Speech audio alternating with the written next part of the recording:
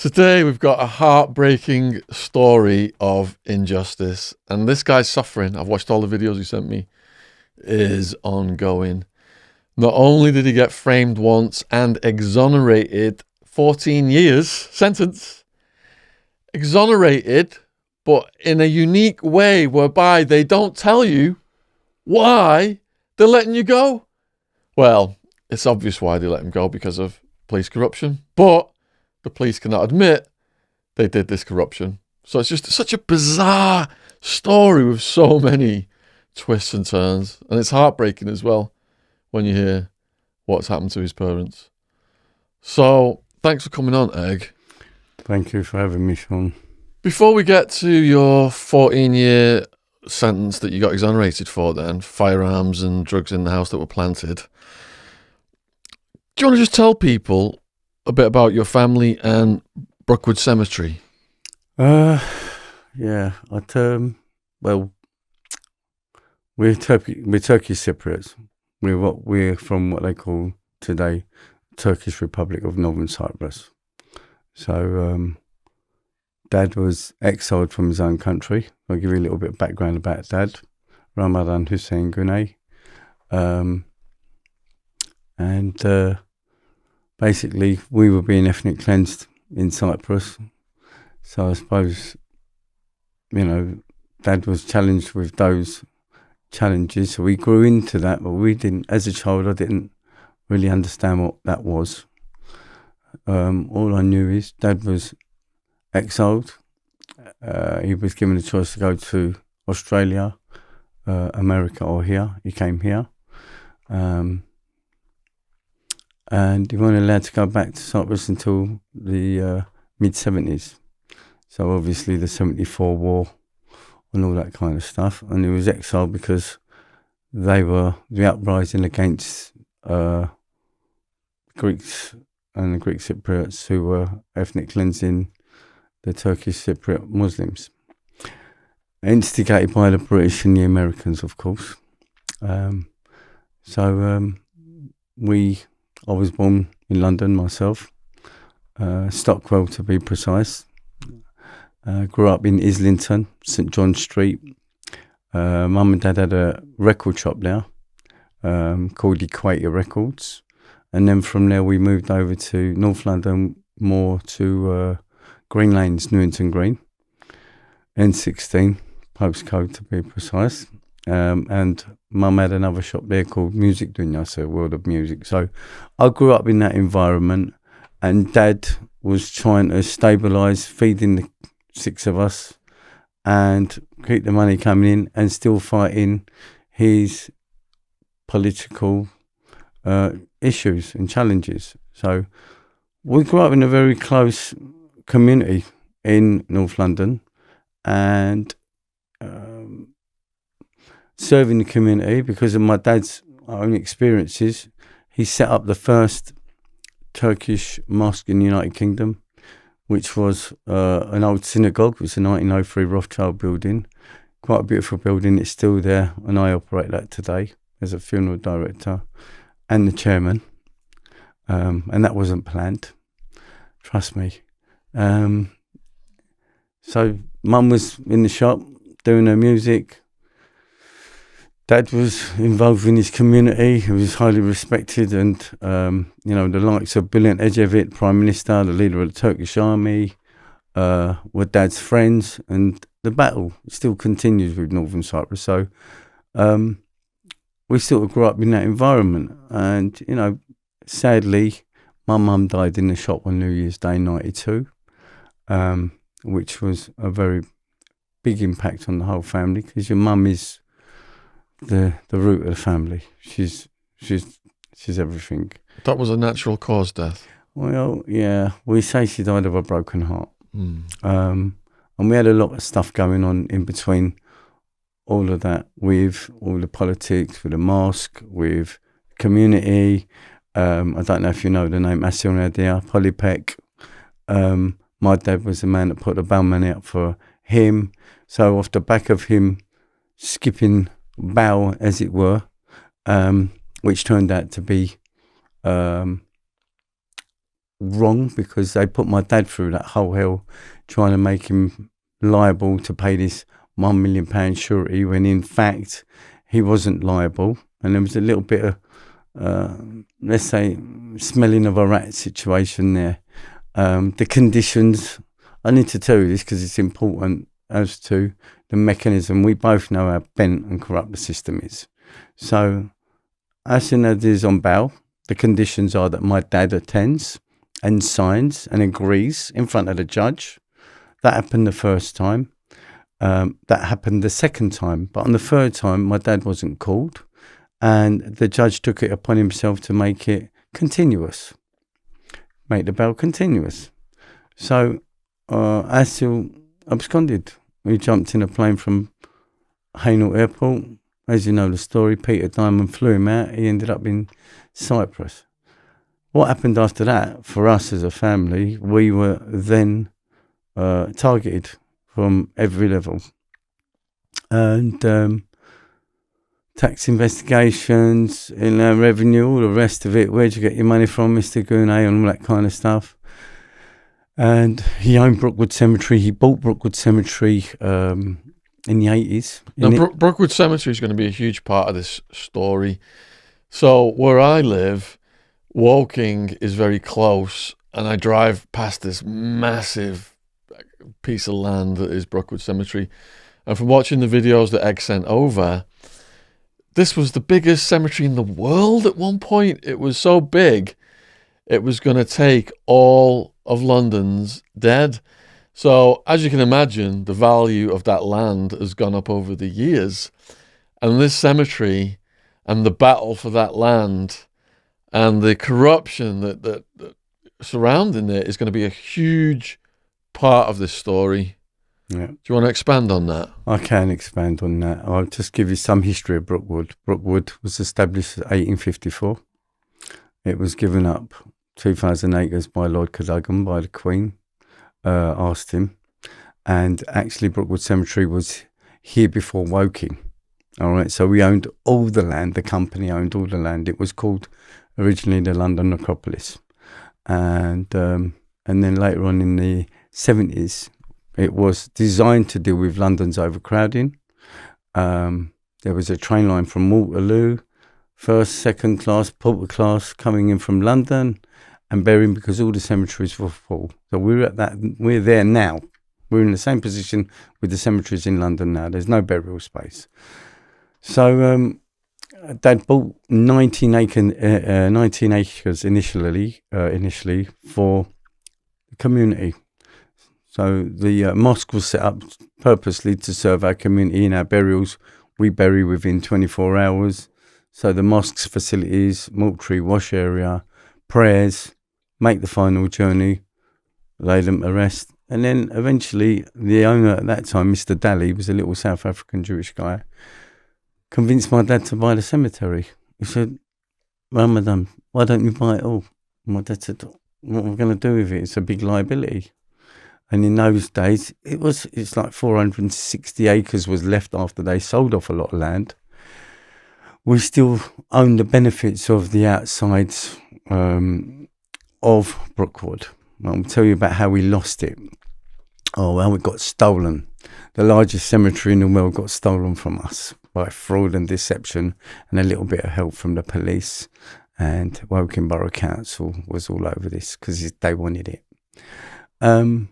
So, yeah, he bought it in 83, I think, the rest of it. And he came home one day and he said, I bought a cemetery. I said, why would you do something like that?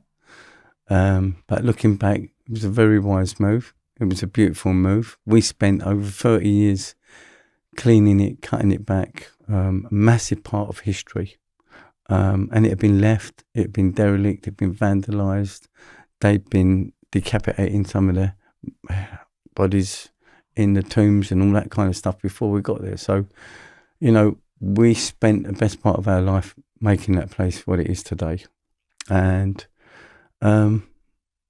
obviously we served not only the community, Woking, whoever came. It's got every religion, every culture, history dating back, as I said, the Great Fire of London, John Singer Sargent, the author, the illustrator, Rupert LaBelle, everybody's there. So there's a lot of history and kind of like very sacred for us to be the guardians. And these are our views. When you're responsible for the last journey, it's the most sacred. Nothing comes second to that journey. Nothing. Apart from having a baby. The last journey is sacred. And so it's an honour for us to be in that position. And obviously, the value of that, Dad paid not a lot of money for it at the time. It was a lot of money at the time, but not a lot of money. However, it grew and grew, and he realised that he didn't just own the cemetery, he owned the roads, the right-of-ways, the schools. It was kind of a bottom of the rainbow, the pot of the rainbow, if you like, the golden pot. So not realising what he'd actually bought, it came with many surprises. So my dad invested it back into Brookwood roads. We laid 26 miles of tarmac because in those days it was horse and carriage, not cars. So we had to modernise everything that was going on. However, we became the keepers, the guardians of Brookwood. And, it was our home. It was a total commitment. It was a bit of a struggle for me at first because as a kid, I really didn't have a relationship with death. And it was just a no-go area. However, being brought up in it and around it, you start realising, this is quite important. This is, quite serious. Now, I'm a London boy, so I grew up in London. And the programme in London is fast cars, nice hours, loads of money, clubbing, all that kind of stuff. Everything that amounts to nothing at the end. So, I was learning lessons and my dad was trying to teach me, and I weren't getting my head around being keen on burying people. It wasn't what I wanted to do in my 20s. And in my own right, I'm a Porsche specialist. First, second, third generation mobile phones. I was one of 3 companies that started the mobile phone back in 85. I've done very well out of that. And, as I said, when my mum passed away on New Year's Day, money didn't have any value. It broke me. In fact, I contemplated suicide. And then something really beautiful happened, something very spiritual happened, which brought me back. And that was a struggle. So, we actually buried our mum in Brookwood, but in a shallow grave with the intentions to send her back to Cyprus, which was her wish. And I'm still fighting to do that now. How long ago was that? 92 she passed. 30 years almost. Yeah, and I had issues with my dad about what are we doing with mum. She hasn't got a memorial. What are we waiting for? Because I didn't get here. Let's put a stone. We own the cemetery. Why can't we put a stone? And he said, we're taking her back. We're taking her back. I said, okay, just put a little stone, Dad. I'm going to build a room till I'm ready, till I get things sorted out in Cyprus, and then I'm going to take her back. A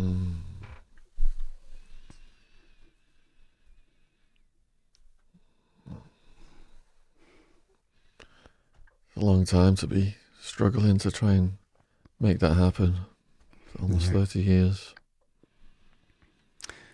Anyway, so we had our challenges with that, and so while that was all going on, all the other politics with the Asil Nadia stuff was flaring up. Again, a little bit naive to the fact. Dad was under investigation because of Asil Nadia, who absconded. The police wanted their bail money. We ended up going to court because my dad said, I'm not liable for this. I didn't come to court. I didn't sign. No one told me. You released him. the judge has no right of making that bail continuous. The police took my dad to court in front of the High Court, and he won 2-1. The police appealed. We went to the Law Lords, and 5 High Court Law Lords ruled in my dad's favour that he weren't liable, because the judge should never have made it continuous without the signature of my father and the agreement. He can't make it continuous because he feels like it. So obviously that pissed the old Bill off. But again, it didn't put us in a good light, because my dad didn't have any idea that Asa was going to abscond. My dad was a very straight goer. He was a good man, very strict. But, you know, he grew up without a dad, so there's a lot of stuff that took place in the house that could have been handled differently. You know, he didn't muck about. If you was getting a hiding, you was getting a hiding. And I did get a hiding quite a lot, because I was probably a handful for him, and I think he was relying on my elders to keep me in control, but they weren't doing their job. I'm the second youngest of 6. Anyway, so, you know, there's loads of events that took place. He was fighting the police. We were dealing with the loss of our mum. We had other issues going on inside the family. Once mum passed away, it really destabilised the family. We were all over the place. And because of the Asim Nadir affair, and the old Bill having the police, not getting their way, we were targeted. And, you know, I've always had problems with the police because of my dad's stance in the community, and his political views, and the fact that, you know, he was a very powerful man in his own right. You know, while Turkesh Alpas, who was a leader of the Turkish army, was alive, my dad was next to him. You know, he used to stay at our house. So when you got the leader of the Turkish army staying at your house, but again, I was very naive to the fact I didn't know who he was. All I knew was I had to give up my bed again to my uncle. It was that kind of scenario for us. So all of this was MI5, MI6, SO11 level, and not my remit, not my understanding what the political implications are. And let's go back to Cyprus Situation. As we know, the British have got their bases there, and the UN. They've solved nothing in 45 years. We've still got embargoes on the Turkish Republic of Northern Cyprus. They say Turkey invaded. Turkey intervened.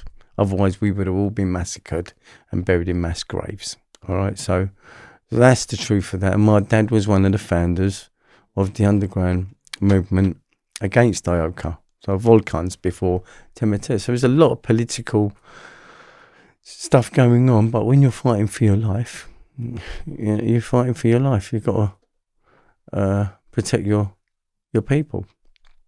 And that's how we grew up. We grew up as Turkish Cypriots, exiled, not recognised by the rest of the world, although everybody loves Cyprus.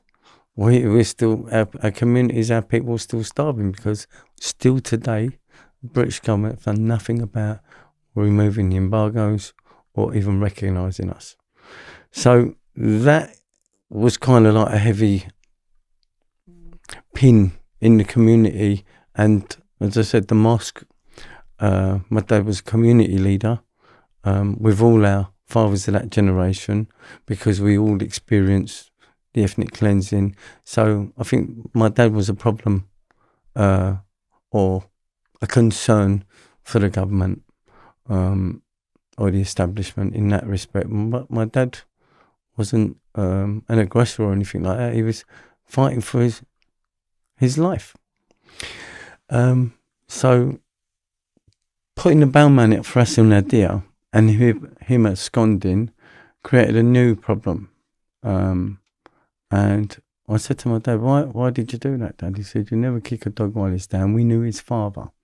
He was one of the many that had to leave Cyprus, and out of respect for his father, we've helped him. Okay, but now we've got problems because now they want to know this, they want to know that, they're not leaving us alone, all of this kind of stuff. So I had my own interests, my own issues. I had phone companies. I had loads of stuff going on with my business partners and stuff like that. I was making a hell of a lot of money. You know, when the mobile phone industry started back in the 80s, and we had all the collapses of the businesses, the recession they call it, we done quite well out of it. So there was a lot of money flying about, and we became targets from that angle.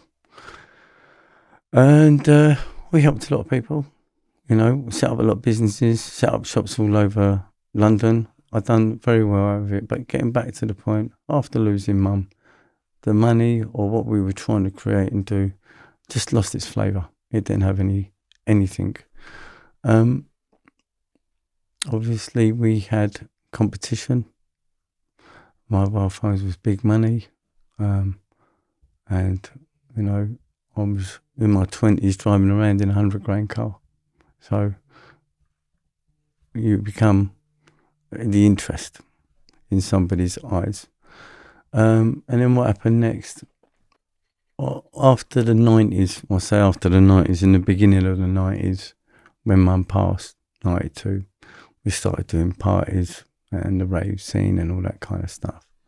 Growing up in a record shop, most of our friends are DJs, promoters, all that kind of stuff. London scene, main artery. We were having a good time. I had a lot of support from my friends. I'll shut this off. Okay, thanks. And yeah, it was So you were doing the rave scene? Doing the raves. I had a company called Fast Lanes, Audiophone, Intercell. We were doing really, really well. Porsche business. I was Porsche specialist. That was my passion, 911s. Left school, had a bad start, 13. So, you know, I had to move quickly to make money, so I didn't have to worry about counting it. That was my view. But, you know, what happened next? We were growing, we were strong, we were trying to create stuff for the community, we were trying to educate, we were pumping ideas and things back into the community because it's where you live. You know, if the government ain't going to do it, then you got to help the people around you and hopefully they'll help. Anyway, so what happened next? I get arrested. I get set up, actually fitted up, and I'm sure you know, if you don't know, Operation Jackpot. Do you want to tell the people what that means? Operation Jackpot was a massive investigation into police corruption in Stoke Newington Police, which is where I grew up. Probably one of the worst police stations for corruption, breeding ground for bent coppers. In fact, I've heard stories from lawyers who were police officers that used to go. This is what they told me. We come out of Hendon. This is Stoke Newington Police Station. We come out of Hendon. We go to Stokey. We're what they call green behind the ears. They go out on a drug bust. They nick the drug dealer's money. They nick his gear. And they tell him, next time you're going down the station.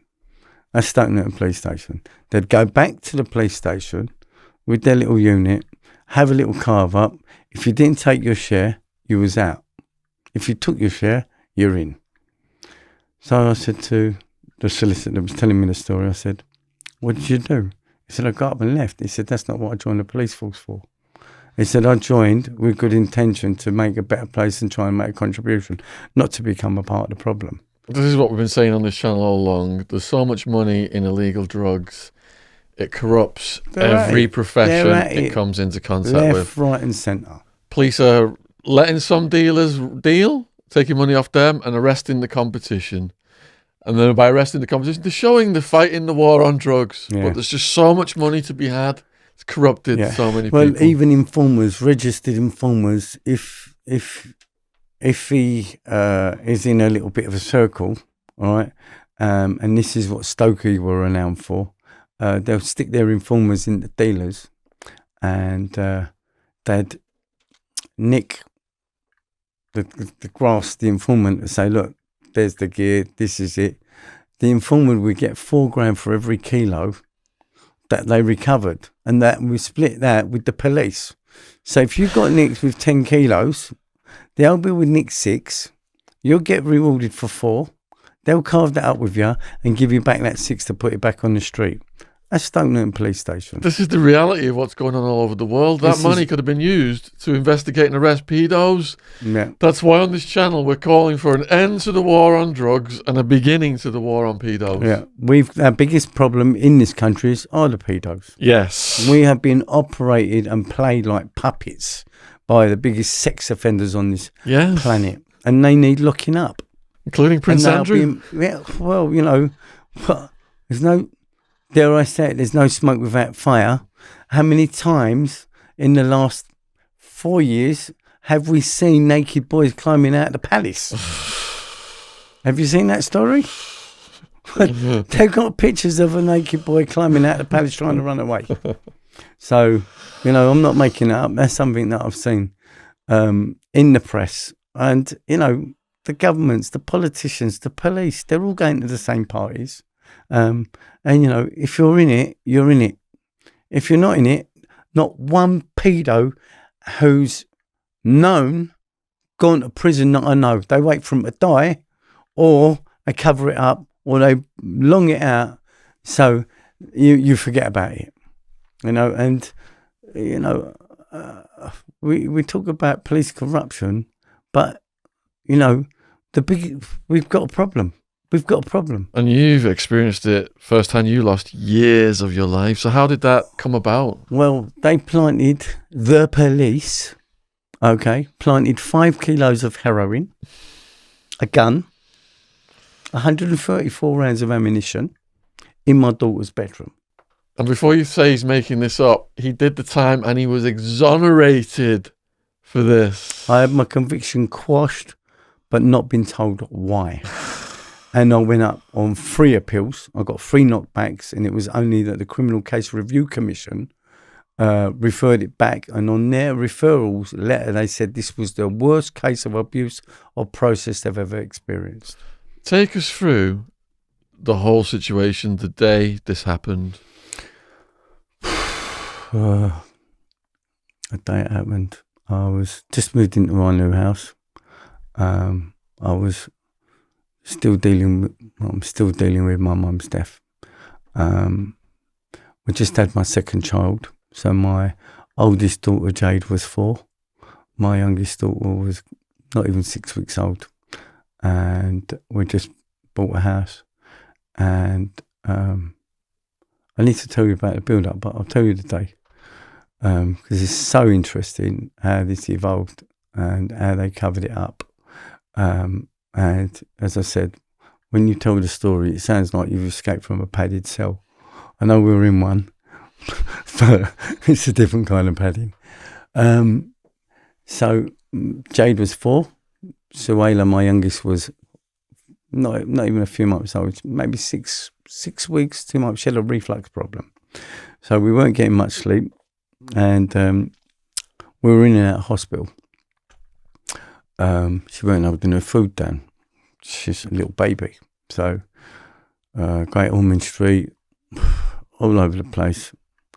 Anyway, what happens? I'm having work done on the house. We're having a kitchen fitted by Mobin Kitchens. I have to tell you this because this is how they come in. All right. Beware. Make sure he is the gas man. All right. So we were dealing with the building work. I was going to businesses, the shops. I was running some of my dad's affairs, and everything was going on. A few issues with a couple of ex-partners in a phone game. Anyway, so the police turn up. They go straight to the bedroom.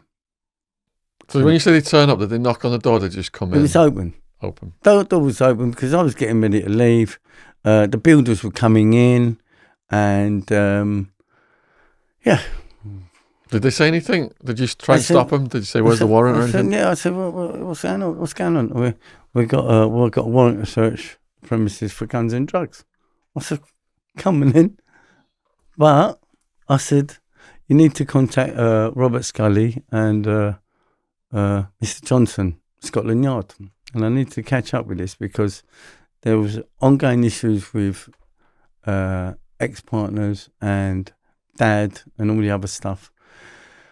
And so we said, initially I was told by Scotland Yard, so before they come in, I was told 2 weeks before, be careful, disgruntled partners, they're going to either have a go, they're going to either shoot, fit you up or do something.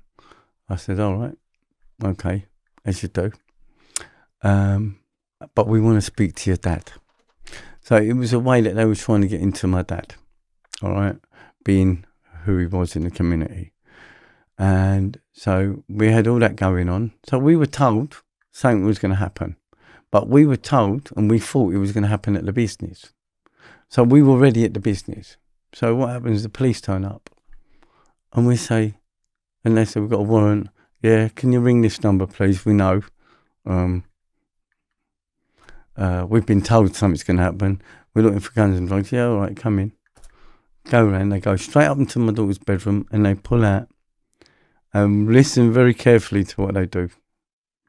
They pull out a bag, like a big sports bag. It was a Hessian bag. And I'm like, oh, okay. What is it? Then they pull out another thing. Now, meanwhile, I've got my daughter in my hand. I'm getting ready to leave. And this is all going off. It's 6-0 bill. I said, please ring Scotland Yard. I said, they've given us this number. They said, this is what's happening. We don't want to ring Scotland Yard. And the players in this game are all Operation Jackpot old bill. All Stoke Newton police. Gillen, Osborne, Popham, others. They've all published in the Times of being corrupt police officers planting guns and drugs in previous cases. All right. So these old bill that I'm faced with, I don't know. I think they're part of the same team, but they're not. All right. I'm nicked. Now I have money in the house, which I pulled out of the bank the night before to pay the builders and to pay Mobins. So we're expecting Mobin Kitchens to come and install the kitchen unit and extend the pipe. So it transpires the day before. The gas man turns up, but we've gone. And my builder, the manager of the site, Terry, said, gas man's turned up. He said, I'll come to plumbing the pipe. I'm from Mobins.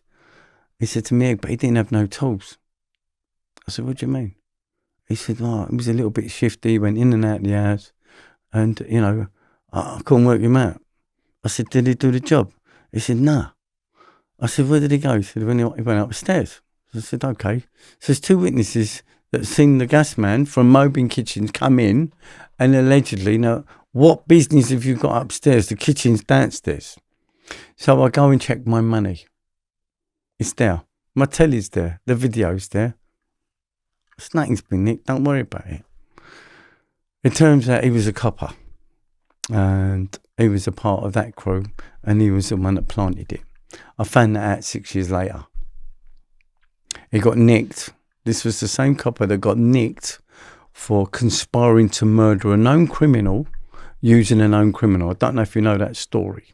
No. Yeah. Okay, so this guy, this criminal was approached by a copper and they said, listen, we want you to do a job. If it goes wrong, give us a call. We'll come round and we'll clean it up. This was on Channel 4. All right. So they secretly filmed this copper, and he got 9 years for conspiring to murder a known criminal. But the criminal he went to a TV company and said, this copper wants me to kill this bloke, and I don't want part of it because I'm next, because I'm the only one that's going to know, kind of thing. So this is Stoke Newington Police. This is what we're dealing with. This is real stuff, all right? And these are the people that I was up against. I had no idea. So I'm nicked. They pull out a gun. They pull out a bag. The copper pulls out 2 gloves, and he puts the gloves on. Now, the gloves are cotton. They're like, I don't know if you've ever played a bugle, but you know you've got them cotton gloves so you don't leave fingerprints. I know that because I used to play a bugle. So they had these cotton gloves on, and they've gone into the Hessian bags, and they've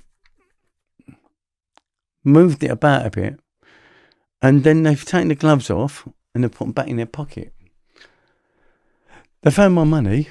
I said, oh, what's this? I said, it's my money. It's about 20 grand, something like that. I said, I've pulled it out of the bank. I've got to pay everyone off. So we're taking this. So I'm arrested.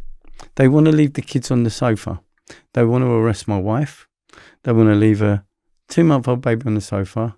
And they want to leave my 4-year-old daughter. We said, we can't leave the kids on the sofa and go. And they're arresting me and my wife because it's my wife's house and I'm here. So we get down to the station. We went through hell, all right? I'm breaking this down because what we went through was unbelievable scenarios and what was taking place in front of us. We were taken to Barking Police Station. We were living in Clayle at the time. We were taken to Barking Police Station, and one of the coppers pulled me aside and he said, listen, we want you to instruct this lawyer, Leslie Brown. He's in Enfield. He's a good lawyer. He'll help you. In fact, he's here. I thought, what the fuck's going on here? I said, I've got my own lawyer. I said, I don't need a lawyer. I said, in fact, it's nothing to do with me. I was told this was going to happen. If you just ring Scotland Yard, Robert Scully, he'll tell you. There's his card. He's the chief inspector. No, we're not going to do that, mate. So they stick this lawyer in front of me who has been nicked for corruption, who went to prison. He was a crackhead, all right? It's still documented, all right? So you've got the old Bill working with crackhead lawyers, all playing their whole game. This is reality. It's still going on. Don't think for 1 second this ain't happening, but it's happening on another level, all right? Trust and police don't go, all right? So I've got this lawyer now saying, listen, we can have a deal here. I said, what deal? He said, we'll have a deal. The copper, the Leslie Brown is trying to tell me he can broker a deal with me, with the police, about what they found. I said, it ain't mine. Nothing to do with me. Call the fucking police. Call Scotland Yard. And the more I'm saying it, the more I'm thinking, what the fuck's going on here? What's going on? Anyway, they put a lot of pressure on us. I held my wife in the police station for nearly a week to put pressure on me. They then went to my dad and they said to my dad, we know your son's innocent. Give us 250 grand and we'll drop the charges. That was the start. That was the start of the 7 tapes. 7 tapes. Right. So I'm nicked. I'm charged. My wife's bailed. I'm in Pentonville. My dad comes up and he says, this is what's happening. I said, Dad, it's not mine. It's not mine. I don't need it. I've got my phone business. I've got my post business. It's not mine. He says, I know it's not yours. They've already approached me. They want 200 grand. I said, give them the money. I weren't short of the money. He said, what if I give them the money and it's a trap to catch me because of the Asin Radir affair? And I'm thinking, oh, fucking hell. This is, what do I do? I said, Dad, do what you got to do. I'd rather do the sentence than get you nicked for anything. So that was my position. So while that was all going on, I'm sitting in Pentonville.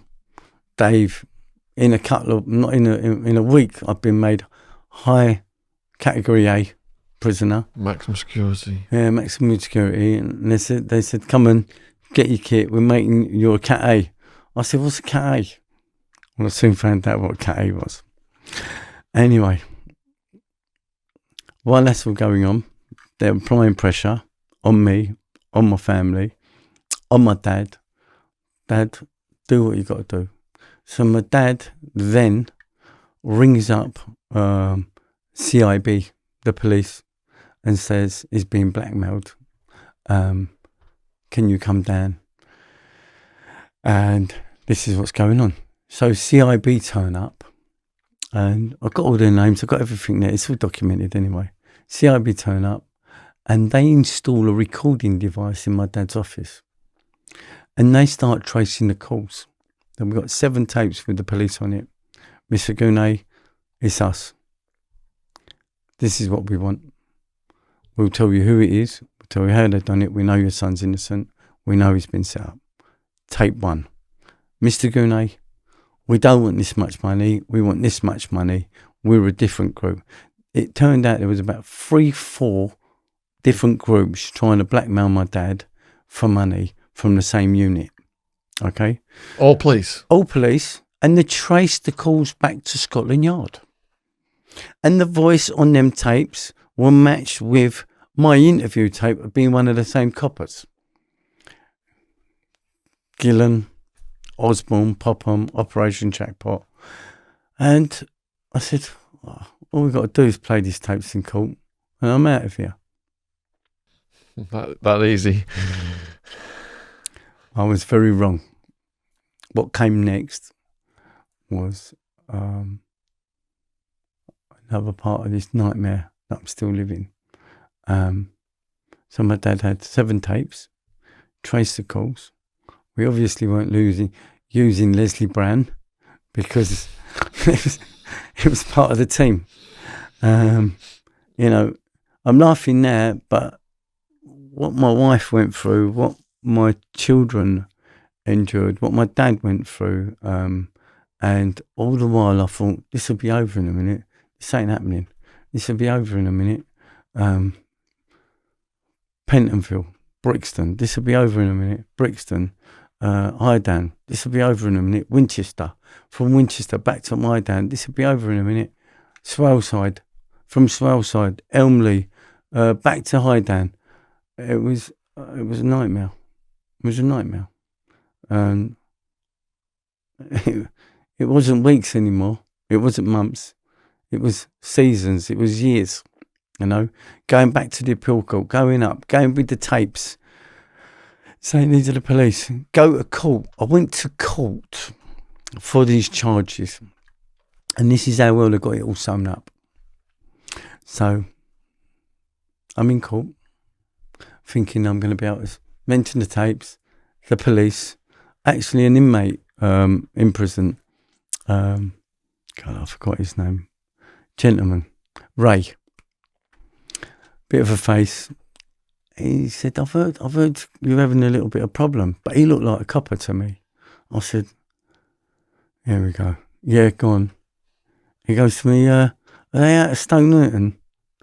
I said, yeah. He said, if you've been nicked for guns and drugs, and I just said, listen, mate, you're a fucking copper, leave me alone. He said, no, listen, I've got something to give you. And he gave me an article of 5 court cases that were heard in the appeal courts of these police officers in my case, okay, public knowledge, printed. Officers in these cases have planted guns and drugs in previous cases could never be relied upon as a witness of truth in any court in any land. This was the High Court rulings in these cases. The same police officers. So I'm going to court. So I'm thinking, I've got to just show this, Your Honour. Just show this. These coppers are lying. I started off with 12 jurors and I ended up with 3 of them getting up and leaving saying we don't want a part of this. We don't want nothing to do with this. Did they say why? Well, I was in custody, so the BBC was there and Michael Gillard and a couple of other journalists were following it and I said, what's going on? Anyway, the most peculiar thing happens in the court. They come back. I'm fighting to disclose this evidence, and the judge saying, under the PII ruling, you can't disclose this. It's not in the public interest. I said, what are you talking about? This is in the public domain already. It's already out there. You're not allowed to say it. Well, I'm not allowed to say that these coppers in this court have done this before. I'm not allowed to mention it. So they rolled us over with this. I can't even think of his name anymore. Michael Howard brought in the ruling in 94. PI ruling, non-disclosure, under that blanket, under that certificate. Anyone can set you up, and they haven't got disclosed power to do anything. All right? And that's what they've been doing. They've been making rules and regulations and making laws without you even knowing it's being passed, and not even asking the people, and bringing it, tied us up in so many knots. So this is the trial now. I can't say anything. I'm a Turk. I must be guilty. I drive a Porsche. I live in North London. It's his. That's what they've done to me. I got 4 for the gun, 4 for the ammunition, and 10 for the drugs. And I said to the judge, is that all? You can't send me back to prison. You make it 20 at least. You're taking the piss. So I couldn't believe what was happening, but at the same time, I could see what was happening. I was being fucked. The guy sitting next to the foreman stood up and he said, listen, there's something wrong with this bloke. And he's pointing at the foreman. He said, there's something wrong with this bloke. This ain't right. This is the jury. Okay, so everyone knew something was going on, but no one knew exactly what was going on. I'm going to get to the point on this one, because about a year later, a friend of mine's sister, who worked in Liverpool Street, this was kind of like some kind of journalist company or printing company, and she said to her brother, my boss was the foreman of this jury. It's your mate, Egg. And he told me that he was having lunchtime drinks with the police, and the police told him to find him guilty, he's going to get off. And that's what's happened. All right, so I'll find that out later. So I asked her to make a statement. Can you make a statement? She said, I'm scared. If they can do that to you, what are they going to do to my family?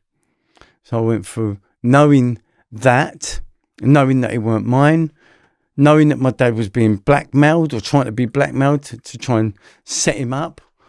I'm in prison year after year, visit after visit, my wife, every visit, kids being searched, all of the stuff. And you've got to remember, in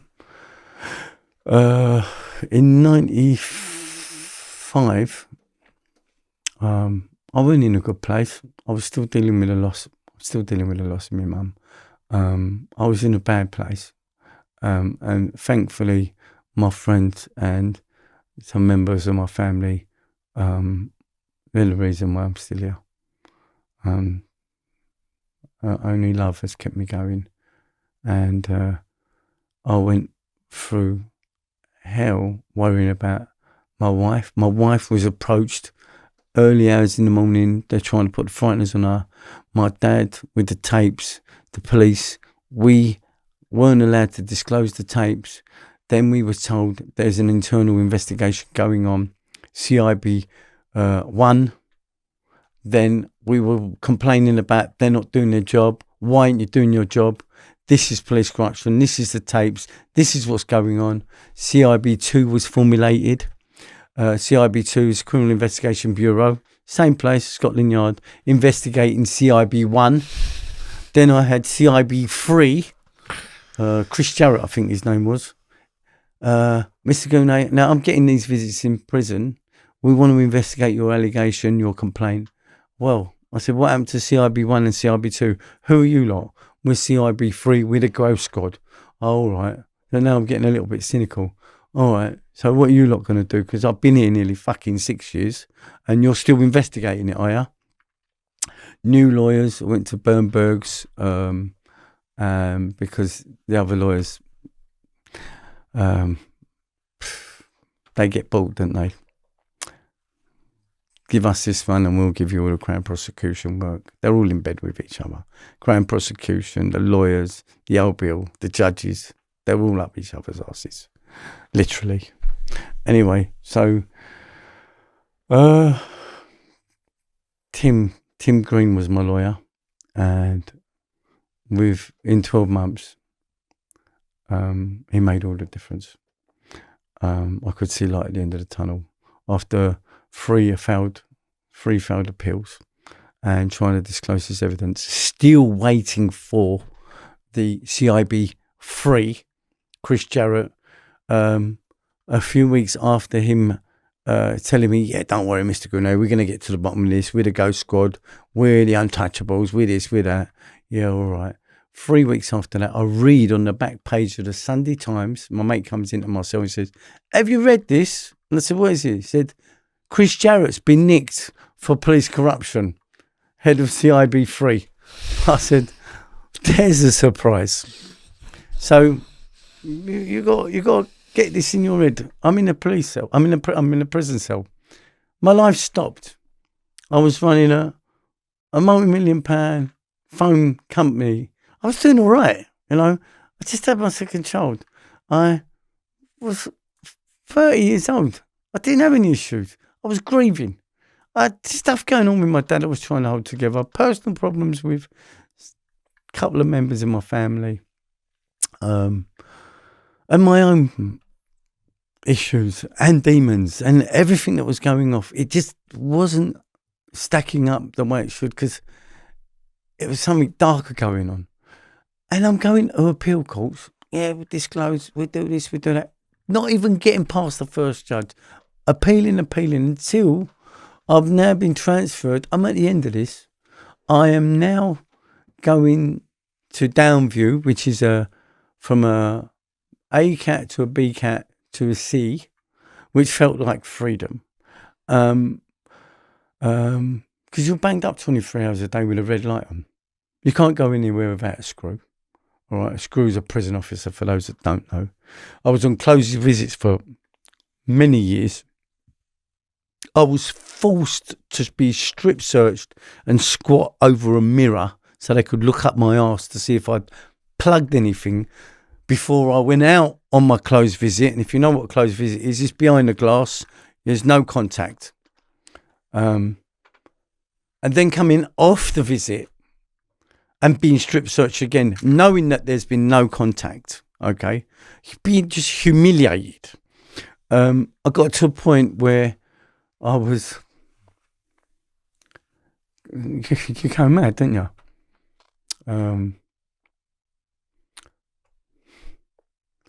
More members of my family died.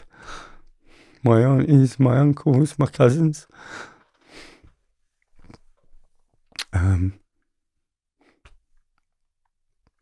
Who's next? I was going through hell. They would keep moving me in the prison cell every 3 days from one cell to another. Strip search the cell, as they do, looking for stuff. So you play the game, don't you? But you know when they're coming. So I started stripping the cell myself, ripping it apart, turning it upside down. And the screws come in and say, what are you doing? I said, I'm searching the cell. So what are you searching for? I said, I don't know, but every time you lot come in, you're looking for something.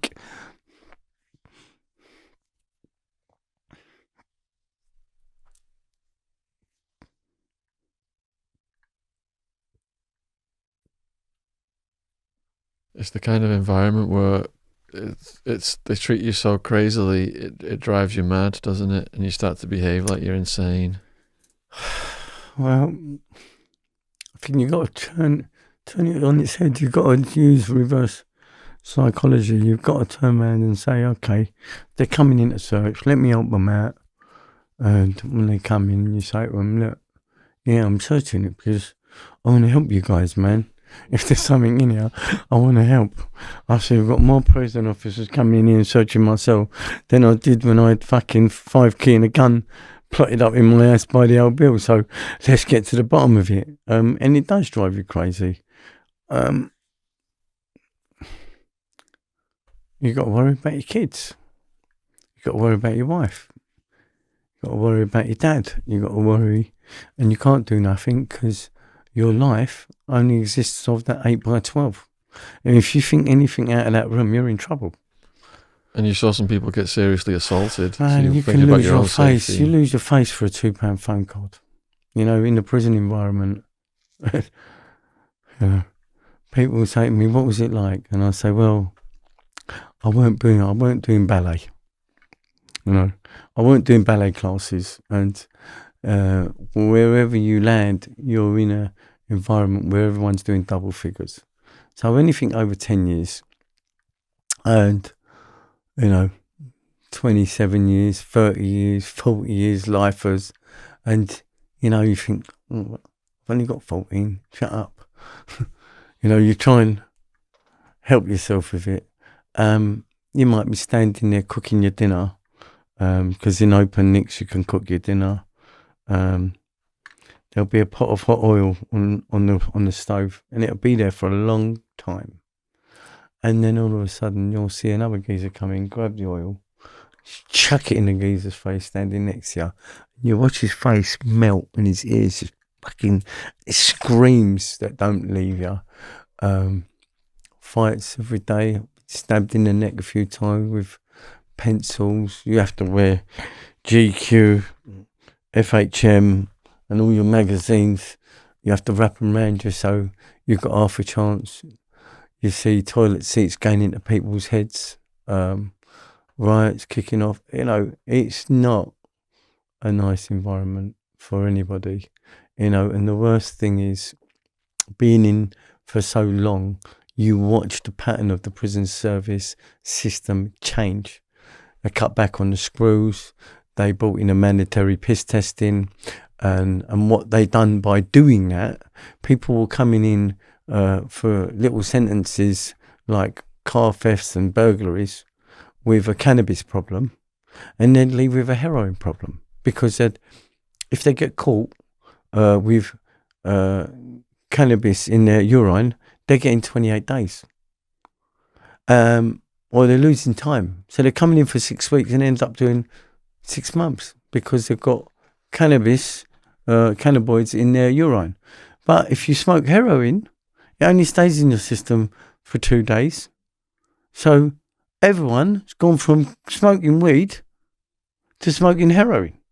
And that makes you more addictive and more violent, and you've changed the environment that you're living in. All right, because you've brought in piss testing and you've put everyone that don't want to lose any more time on fucking smack. So I said to the president, I said to the governor, I said, look, I'm not being funny here, but why don't you just let these people smoke weed? You'd have a much better environment.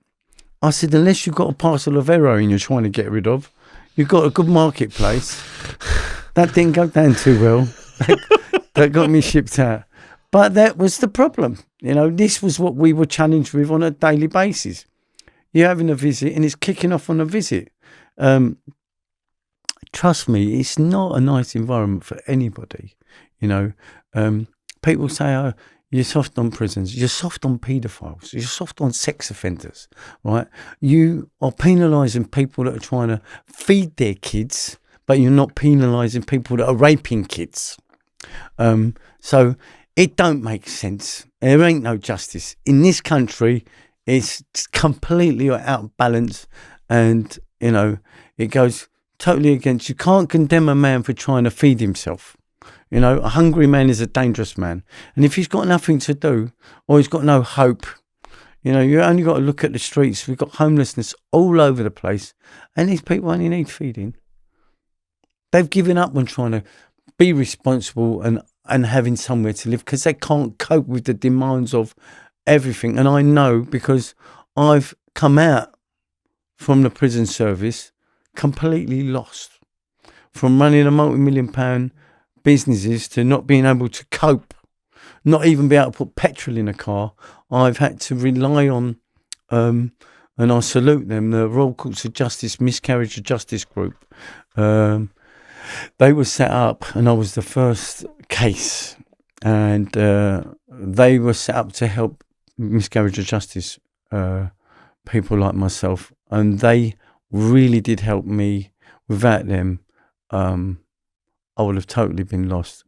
And I still depend on them today. They still help me with stuff, because there's a lot of stuff that I can't do, and there's a lot of stuff that I can do, and there's a lot of stuff that affects me on a daily basis. So as long as I'm in a place where I can be love, and serve my community in that most sacred time, that helps me as well as it helps the families in its way.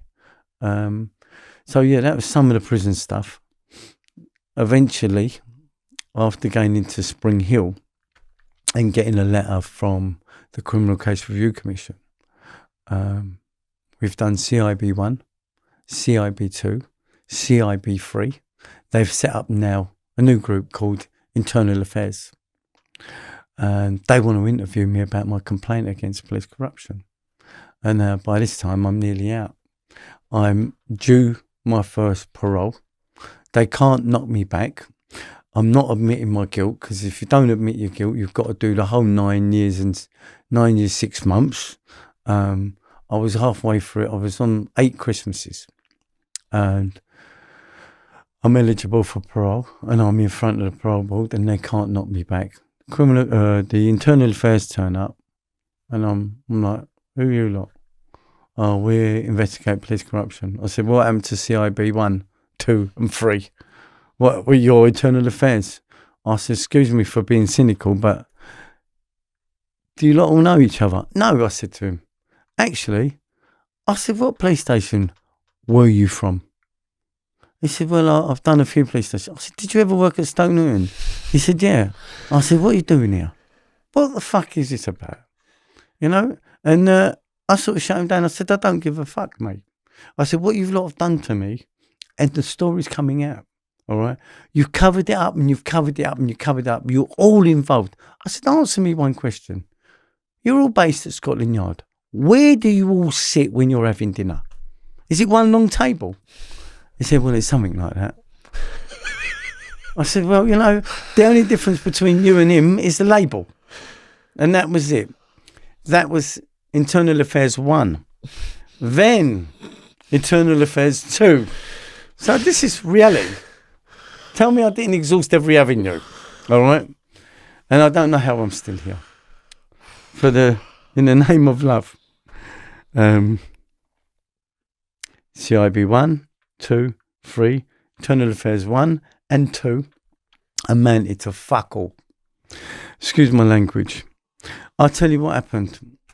I go up to the appeal court after waiting years and years and years and years and years and hoping it'll be over in a minute, it'll be over in a minute, it'll be over in a minute, it'll be over in a minute. I get to court. I'm on licence. So I'm out, but I'm on licence, and I'm in front of the High Court judge, and they say, we accept your appeal, we caution your conviction, but we're not telling you why. Thank you. No, not even a thank you. Bang. And they got up and left, and I went, what the fuck was that all about? What? Why aren't they telling me why? I know why. I didn't want to make it public knowledge, because the amount of cases that these police officers were involved in, it would have brought down the whole judicial system. All right? Because it was so networked very cleverly. These police are mafia. They are gangsters. And you can't fight them and win. Don't think you can. You just got to stay out of harm's way, or the system has to change. But when you've got old Bill, who mates, you know, the Morgan case, there was an ex-copper who got an axe in his head over in South London. There's many cases. Why did he get an axe in his head? I think he was going to be a whistleblower. He became a private investigator, and he was an ex-copper, become a private investigator, and it's in the book Untouchables by Michael Gillard and Laurie Flynn. Dirty Cops, Spent Justice, Racism in Scotland Yard. You should read that book. And it's a very current, still today. They tried to ban the book. Very powerful, very truthful, very factual. In fact, Michael Gillard helped me, and Laurie Flynn helped me put the pieces together in my own case, because I couldn't work out what was going on, with who, where. All I knew is I was fighting the Met, I was fighting the judicial system. I didn't trust anything. I couldn't, because I was on a, you're going up to the appeal court in a minute. You're going up, you're getting that. I was being mucked around. I was isolated. I had red lights, worrying noises going on in my head from the cells. I was traumatised on every level. And that's what it does to you. It totally destroys your soul, or it makes you. Anyway, so I go to court, question my conviction. 2 weeks later, Internal Affairs 2 contact me. We want a meeting. We want to follow up your complaint against police corruption. I said, we'll make an appointment with my lawyers, Tim Green, Bernbergs, Gareth Pearce in Camden, and we'll meet you there. So I was given a briefcase with a camera in it, and I've gone to the, didn't tell my lawyers, obviously. This was given to me by a journalist. I've got the video footage. I'm happy to share that with you, and the tapes, and the CDs, everything. So I've rammed this case at the table, just like you have, right? But no one knows there's a camera in it. My brother, my dad, my wife, my solicitor and his assistant, and these two old people come in, and this is what they tell me. We knew you was innocent, Mr. Guney, but we couldn't intervene because it was in the middle of a police corruption investigation. I said, well, that don't make me feel any better. I said, you knew, but you left me sitting there for 8 Christmases, 7 years, for something that I didn't do. I said, I've been through hell. I've had my conviction quashed, and now you come to tell me that you knew. I said, what happened to all the information that, the tapes that you was been given to prove that these police officers were corrupt? What happened? I said, you used me as a fucking guinea pig to do your job. And now you come to tell me that you knew. I know you knew. Because it wasn't me. You were trying to blackmail my dad for money. Anyway, so that really, really didn't help me. Although I needed to hear it. I had it on video. I filmed it. I've still got them videotapes. I've still got the recordings. And I'm here today with you, Shaun, because of a mutual friend, Richard, who said, listen, this guy wants to take your story up. No one's been brave enough to tell the truth of this story. I had another guy, one of the short docs, the worst case police corruption, Egg. The first minute of that is edited out because we didn't have the music rights. The guy that done that was approached and told not to release it because it would be in his best interest. So I was running around trying to catch him to get my stuff back, and why wasn't he doing anything with it? So eventually I put it up myself, and I'm not au fait with all of that stuff anymore because they've drained me through what I've been through, and I try to keep it a little bit simple now. Anyway, so let me just tell the viewers, the story's far from over. There's 2 more huge things going to happen. But yeah, keep going. More. Still going on. So that was 95 to 2003. I get my conviction quashed. Not been told why. I need all the help I can get. I'm in bits. I left a multi-millionaire. They give me a mop and a broom like they were going to teach me something inside. And I came out to devastation. I came out to a different world. I'll tell you what it felt like for me. There's a scene in Planet of the Apes, I don't know if you remember the film Planet of the Apes, where the Statue of Liberty is just sticking out the ground. And then there's this dust ball just being blown across. It felt like that for me. I come out and I found myself helpless. I couldn't help myself. I couldn't function. I was in a routine that I had to learn to survive. I was institutionalized. I still sleep on the sofa. I can't sleep in a bed because I'm still institutionalised. I know I am. I still got problems that I'm dealing with. And I've been out a long time, but I'm still, I still live with trauma. I still live with anxiety and all the other stuff. I forget things because of the trauma. And I know it's trauma related. And I've tried everything that was out there for help. And I ended up in the Amazon drinking the indigenous tribe medicine, which helped a little bit. But anyway, I came out completely lost, completely isolated. I didn't trust anything, nothing, not even my eyes. I couldn't trust anything. I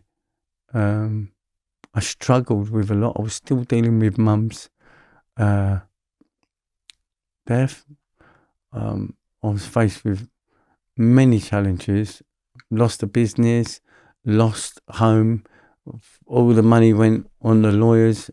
My wife was frightened with the kids. It was just complete and utter fucking turmoil, man, from every level, you know. And I thank God my wife's still with me.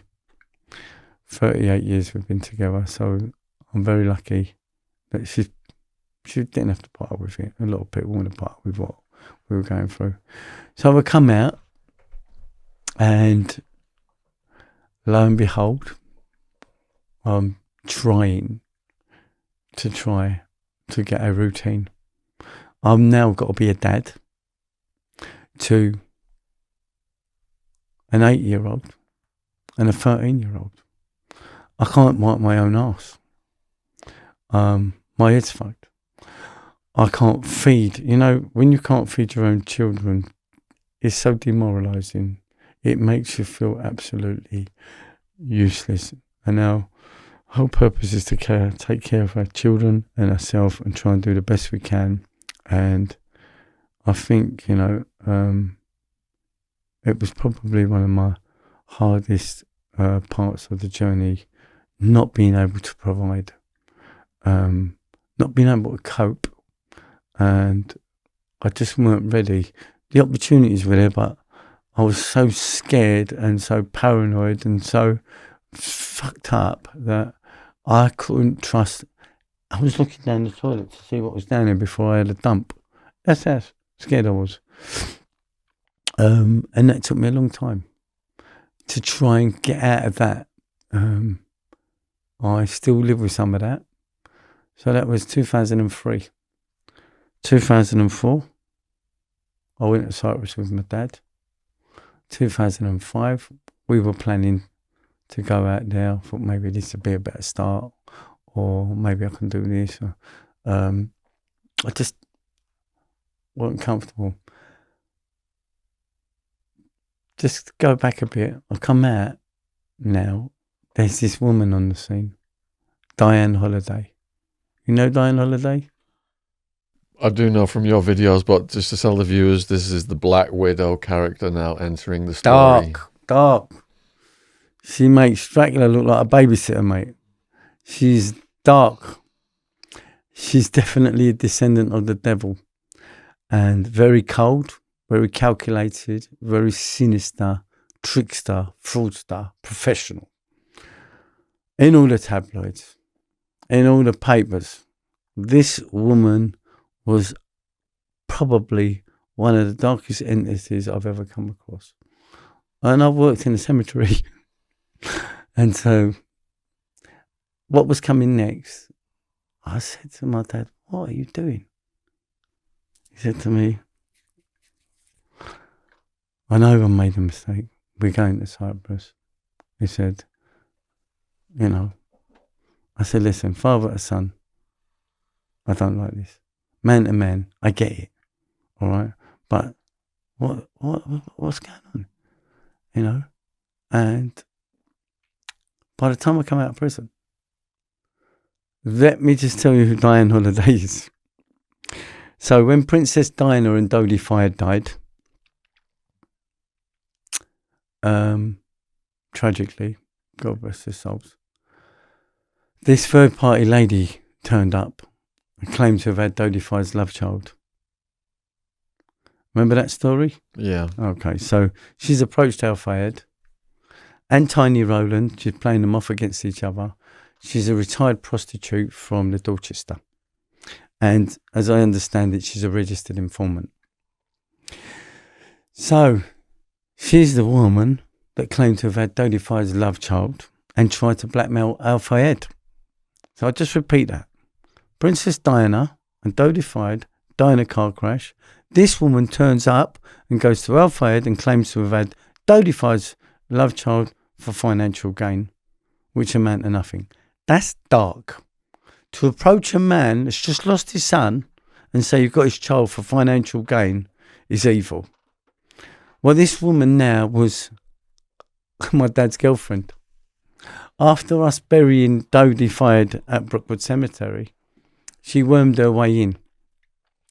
And the truth of the story is, she actually slept with my dad's cousin thinking it was my dad, because his name was Ramadan. And then she slept with my brother. And then she eventually got to my dad, who was the real boss. And I said to my dad, what the fuck's this? What's going on? He said, I've made a mistake. We're going. It's nothing. It's finished. I said, what about the baby? He said, he's not mine. I said, whose is the baby? He said, it's not mine. I had a vasectomy after your sister. My sister's 52 now. So anything over 7 years, a vasectomy is not reversible. So, okay, what about a DNA test? Now, we got to that after. Now, 2003, 4, 5, 2006, my dad was murdered in Cyprus. And it just took me somewhere else. It took me to another place. Do you want to just take us through what happened? Yeah. I got a phone call. Just before he'd gone to Cyprus, I took him to St Bartholomew's. So I was very close to my dad. And I know he felt guilty because he felt responsible for me being a part of being fitted up because of the asthenia. But it was an amalgamation of my ex-partners, Harry Ramis and Andy Dimitru, who are in the book, who paid the old bill. And the old bill took advantage of that to set me up. They set me up. Off the back of that, they sold the idea to Roy Ram, who was conflicted because he'd come and give evidence at court, and these other two police officers come and gave evidence at court, and they were all, these were telling the truth, these were lying, and it all come out in the wash that the old bill were all bent, except for the ones that actually told us, look, we come to court and give evidence. So it was so much corruption, it went all the way up to the top. Okay, there was so many big guns in this operation. I was just caught in the middle of this stuff that I'd had nothing to do with. This ain't my bag. What the fuck is this all going on? And I found myself being targeted left, right, and centre, and having to deal with Dad's murder. We get a phone call. Quick, Dad's died. Get out of here. So I fly out to Cyprus, And I look at my dad, and he's blue. He's blue. He's a blue. I can't even see another blue in here. He was like a slaughtered. His tongue was hanging out like, it was fucking horrific. And I said, we need an autopsy. He's been murdered. This ain't a heart attack. I've seen enough bodies to realise what a heart attack is. And they got the hump with us. They said, you got to bury him, because we bury traditionally within 24 hours. You got to bury him. I said, we're taking him back to England. And they said, then you have to have him embalmed. You have to wait for a pathologist to come. We don't have the facilities in northern Cyprus. We have to bring one from Turkey. I said, well, we'll wait. We'll wait. So we waited a few days. By that time, when they come, it took eight of us to pick him up out of the fridge. So I'm in the mortuary now in Left Gosha Nicosia. And I put him on the table. And the coppers are saying, if you don't believe he's died in natural causes, you stand there and watch. And they made me watch them cut the top of my dad's head off. Jesus all right, Christ. Take some of his brain. They put me through that.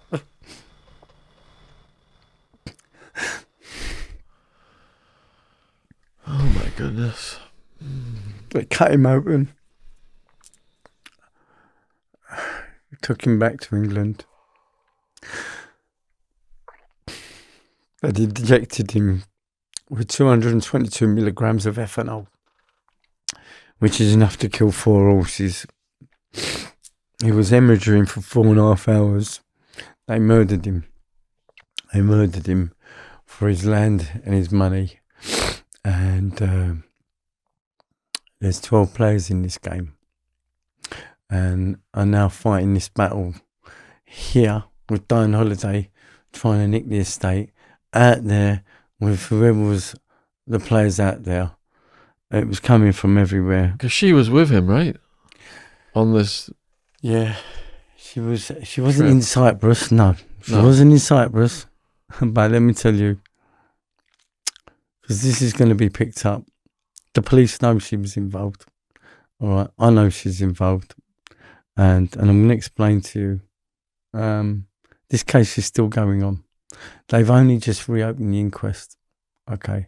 What they tried to claim was my dad taken Viagra and he drank Zivaner, which is an alcohol, and he died on the job, apparently, with one of his other girlfriends. And I said, that's a lovely way to go. I said, but that's not what's happened here. I said, I know you couldn't take Viagra. Because before he left, I'd left St Bartholomew's and my dad had the all clear. He was going for a checkup. He's going back to Cyprus to pick his olives from his olive groves because he was a very simple man like that. And in 94, he had the triple bypass. And I remember like yesterday because obviously lost mum. Didn't want to lose dad. He was going in for a triple bypass. We were all worried. And we went through the operation and he come out. And I remember Duncan Diamond, the hospital, the surgeon, saying to my dad was trying to explain, I've had this experience, this spiritual experience, which was quite amazing. And I remember it just like yesterday. Duncan Diamond saying to my dad, Ramadan, you can't take Viagra now, you know that, don't you? Because you have to take these medications. And my dad laughed, he went, haha, I don't need Viagra. So I didn't forget that moment because it's not every day you vision your dad with a heart on, let's have it right. Right? So it was something that stayed with me, bless him. I know you can hear me. Anyway, so he was taking 12 different medications. Any one of 3 mixed with Viagra would have killed him. It was ethanol. They were punch hands. They're trying to say that he was putting insulin in. He used to put his insulin in his gut. Okay. The urine test was spilt and lost. There was no findings of any alcohol in his internal organs, but there was 222 milligrams of ethanol in his blood. And I said, well, what is ethanol? It's a form of alcohol. It's a cleaning agent. That's a cleaning agent. I said, oh. I said, what? Oh, what you trying to say? My dad couldn't afford a bottle of champagne or a bottle of whiskey or something. He started mainlining fucking ethanol. Is that what you're telling me? And what was happening? They was lapsing over, the court cases lapsing over here, while lapsing over there.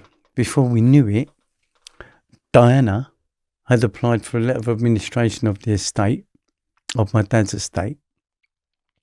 How that happened, I don't know. We thought, this can't be happening. He had 2 wills. Both the wills got disappeared. All right. Our lawyers, and if you ever use these lawyers, I tell you to move away from them. Kingsley Napley. The next thing that happened to us was incredible. We were sucked into the judicial system through the family courts, through the high courts, through the civil courts, through everything that was going on. And I'm saying, no. Then, while that was all going on here in Cyprus, they produced these 14 forged checks, which in Cyprus, if you write out a check and you sign it, it's as good as cash. So if you're a money lender and I've got this check given to me by a client and I go to you, you give me the money on that check, you get your money from whoever's issued that check. It's as good as cash. So there's 14 of these checks that have been altered to say from 300 tele to 3,000 tele. That's 100 grand each. But the key here is there's an English check. Now, my dad wrote this check out for £460 and he gave it to Diana to pay the gas bill. But that check ended up in Cyprus, now saying £460,000. Now, who writes a check for £460,000? And for what? So they put injunction and cautions on our land out there, froze our accounts, come back here, all these court cases started. Our lawyers, Kingsley Napley, well and truly fucked us. They destroyed the wills. So we had this whole case is about intestate. Then we had this whole case about domicile, whether my dad was domiciled here or Northern Cyprus. And the reason why these court cases had taken place because Diana only stood to benefit if she could demonstrate that Ramadan Guney was domiciled in the UK. That would qualify her to claim as a dependent against the estate. What qualified her? Like, she wasn't married or anything? No marriage. She was claiming... Yeah, she was claiming lifestyle. Lifestyle? I got used to living like this and I want my share. And she wants the whole cemetery. She took the whole cemetery. She took the whole cemetery? Whole cemetery and sold it to Woking Borough Council. Oh. Now, the build up to that court case here and there cost us £3 million in legal fees. They left us broke. They were trying to bankrupt us. Okay. To the point where Diana started playing games with me at the cemetery. She actually come on to me. Now, I thought to myself, if I don't record this, I'm going away. Something's coming. This ain't a joke. There's a lot of money here. This is what this is about. You better wake up. I'm still in cuckoo land. I've only just come out of prison. I'm still coping with my kids. I'm still traumatized. I'm still I need help. And I've got this at me. Now, if you don't care that this bloke's lost his son in a car accident and you're trying to... She sold her own baby. If you can do that, you've got no morals. You've got no principles. You've got no integrity. You're a total cunt. Excuse my language. But I mean, it was dark. So I had all sorts of stuff going on. She set up a fake robbery at the cemetery. She allegedly got tied up with telephone wires. And then she claimed to the police that I've tried to rob my own office that I'm a director of. To steal what? So I made a complaint to the police. And I said to the police, she's a fraudster. Something's going on here. There's stuff missing. We don't know what yet. We're trying to put our finger on it. And while I was making a complaint, they weren't dealing with me as a complainant. They were dealing with me as a suspect. Not again. Yes. Again. But not only that now, I was being lined up. And I'm making a complaint to the very same police that fit me up last time. Oh. So everyone that was in London, the Met, are now working in Surrey. Oh. So I'm going back to the enemy and saying, this is what she's doing. But they knew what was going on. They knew exactly what was going on. All right. And I knew no one's going to believe this. No one's going to believe me that this is what's happening. So I'll tell you what I've done. Upstairs in the office from the cemetery where I used to live, I cut out all the floorboards and I sunk a hard drive in the roof. I put the floorboards back, I run the cables to a little sensor camera, and I've got her coming on to me. It's me and you. She was rubbing me up. She's going like, I'm thinking, you're supposed to be the grieving bird. This is all over me. No one's going to believe this. Bearing in mind, my brothers and sisters have bought the bullshit. I said, you can't buy this. This is a fucking show. This is a business transaction for her as far as she's concerned. This is work. She's coming on to me. How am I making that statement and expect them to believe me? So they weren't buying it at the time. They soon found out in the end. But I had that struggle going on. I was reporting it to the police. Documents have been missing. This is a lie. We've got to go to Cyprus. There's checks out there. She's involved. Blah, blah, blah. It just sounded like a fucking nightmare. And they weren't listening because they weren't dealing with me as a complainant. They were dealing with me as a suspect of a burglary of my own office. All right. Which I live in. So what comes next? Well, I'm in court. We're fighting. The lawyer's telling us, don't worry, we're dealing with it. We find out that we have 23 court cases that we didn't even know we had. We find out that our lawyers had an agreement with her lawyers, a CFA, conditional fee arrangement. Win or lose, we're going to pay her court costs. Her lawyer's fees. That cost us $1.5 million. We didn't even have an idea. But what they were trying to do is push us into bankruptcy to take control of the whole assets of Brookside Cemetery and the outside interests and everything else and run us into bankruptcy. Done a really clever job. They done very well. Very well orchestrated. So much so, I had my house burnt down in Brookside Cemetery. I had the car vandalised. I had smashed. I had people knocking on my door at 3 o'clock in the morning with pillowcases on their head, calling me to come out. I had fishing wire all over the place with mirrors all over the place so I could hear noises. Have I watched too many movies? Trust me, I was living every day of it.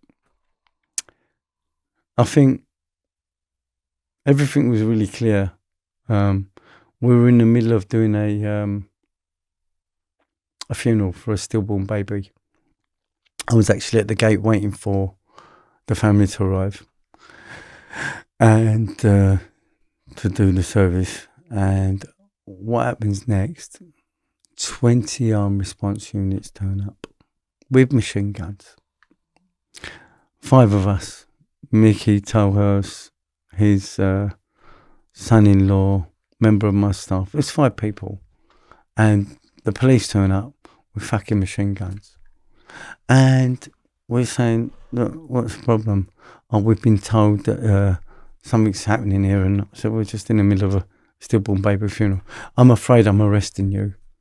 I said, what are you arresting us for? Breach of the peace. Breach of the peace? I said, are you joking? Now, one of the boys were recording that with their phone. So I've got that footage on my phone.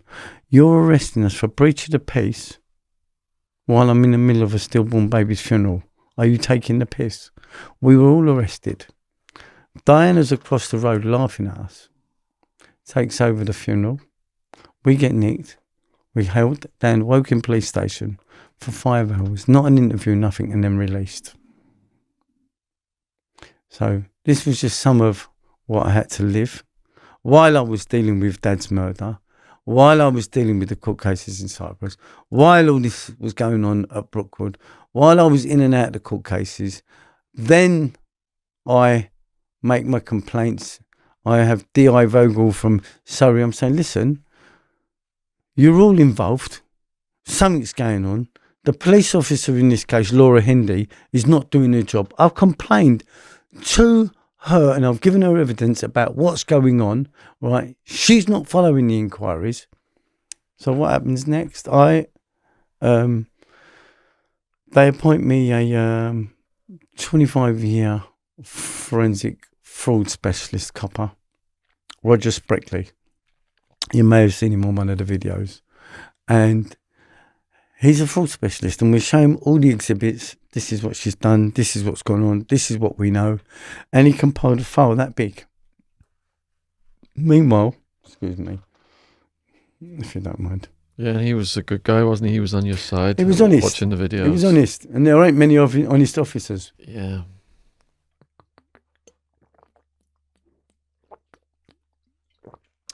I'm cutting this down short, you know that, don't you?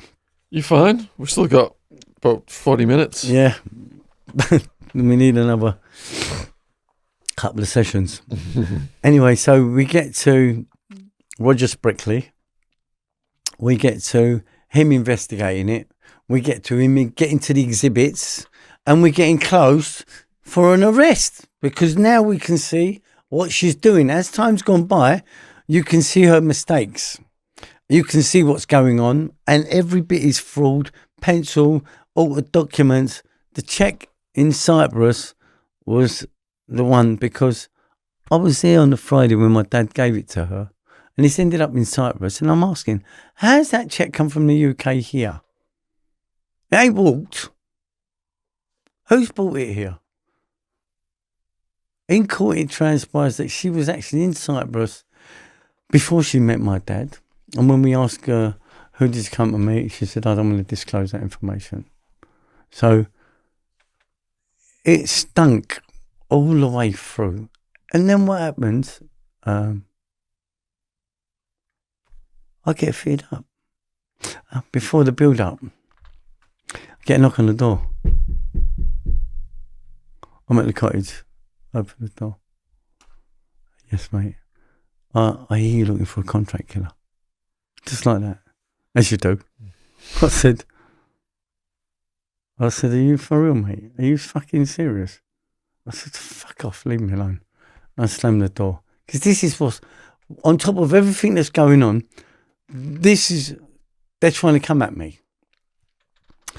They stick a little gardener into me, Shamaradi.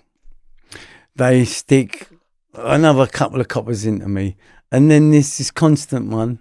Shamaradi gets arrested for beating someone up, nicking his phone, and he initiates trying to get me to speak to his so-called mate. They threaten to extradite him if you don't play the game and try and set me up. So he's prepared to do everything. He's lining me up, and that's when the knock at the door comes. From the hitman. Yeah, from the hitman, who's an undercover copper. And I'm complaining to the police, saying this, and this is what's happening, and why are you not doing nothing? What's going on? And I said to Roger, I said, listen, you better tell your mate to stop fucking about, because at the same time Roger's investigating, this guy's knocking on the door, asking me if I want a contract killer. All right? Get your head around that, please. Once, twice, 3 times, and I say to him, please, mate, this is going to get messy. How much do you want? Tell me how much you want. Who's put you up to this? How much you want, mate? Nah, mate, I'm out of Stoke Newington. All right? I've just done double figures. I've hung around with fucking murderers, kidnappers, drug dealers, fucking everything, right? You're going to turn up and you're going to offer me your services and you want me to buy this bullshit. Who sent you? How much do you want? Anyway, you weren't having it. So I come back after slamming the door in this geezer's face. I come back into the office because Roger Spickley's in the office doing his research, the copper. I said, listen, tell your mates to stop fucking about, otherwise it's going to get messy. He's saying to me, what are you talking about? I said, you know what I'm fucking talking about? Stop it. He said, I ain't got a clue what you're talking about. Now, they all thought I was having relapses or paranoia attacks from my previous thing. But I'm living this fucking nightmare. Listen, the only people I should be seeing at the cemetery are grieving families, stonemasons, undertakers, gardeners, not contract killer. I live in the middle of a cemetery and you're knocking on the door asking me if I need a contract killer. So it happens again and I think to myself, this ain't going to go away. These lot ain't doing their job. He's fucking about. The only way I'm going to get to the bottom of this is to find out who's executed this warrant. What's going on here? So I had to play role this contract killer and say, well, what are you going to do, mate? And he says, I'll do this and I'll do that and I'll run over and I'll run the kid over, I'll do everything. And I go, whoa, mate. Fucking hell. And this is Diana the target. This pretending to target. Yes. All right. So, but this guy was a copper. I told Dr. Robert King, I said, Doctor, this man is a police officer. They're trying to set me up. I'm telling you because I need you as a witness. I told John Clark, who's a Cambridge graduate from Cambridge, historian. Actually, he still is. He's the recognised historian of Brookside Cemetery. But they were all looking at me very strange because they come from a different world. Please don't do that. Yeah, right. We're not the Mafia. Yeah. So I had all this going on and I'm thinking, they don't believe me, but I got to tell them. I even told the monks. We had 3 Greek Orthodox monks at the cemetery and I said, listen, this is what's going on. And they're just thinking, this kid's nut. All right? It's nut.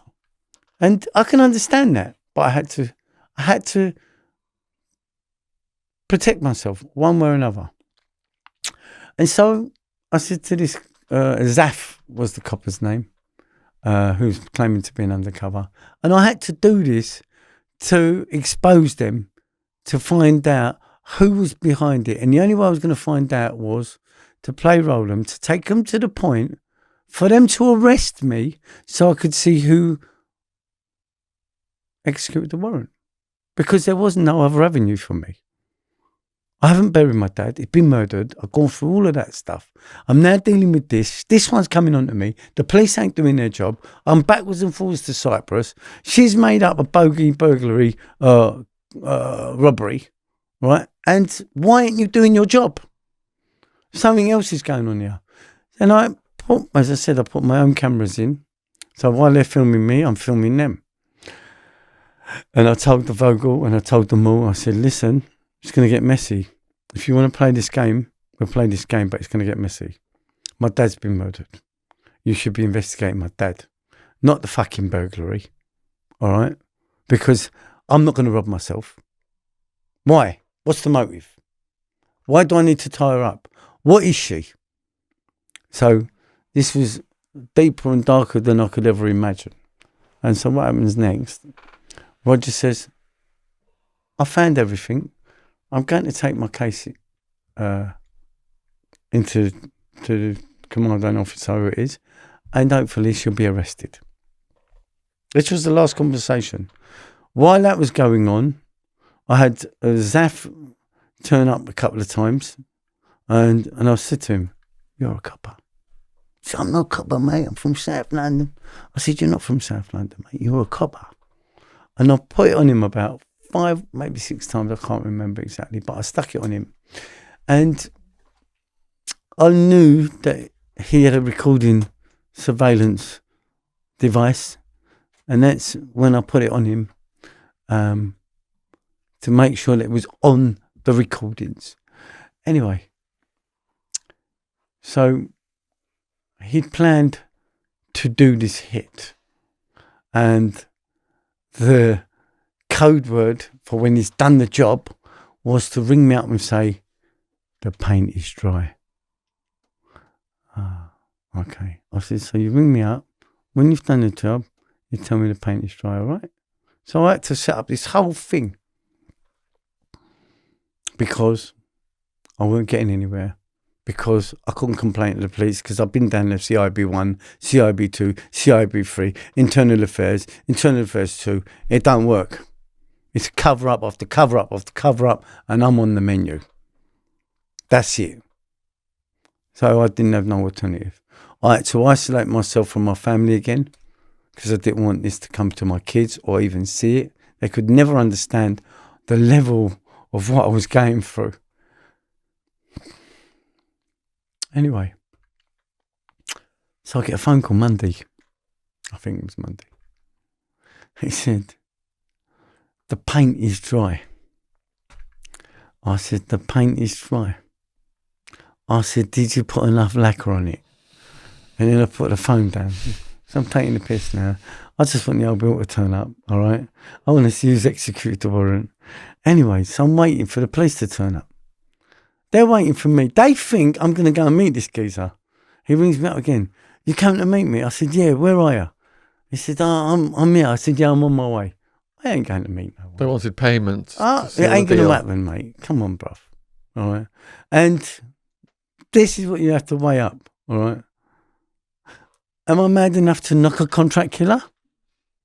Okay? Or did I know you was a copper and you was never going to get fucking paid, and I done what I done to fucking prove what you lot were doing? And I was right. Because I knew. I've been here before. I've been through the whole system, and you can't teach me again twice.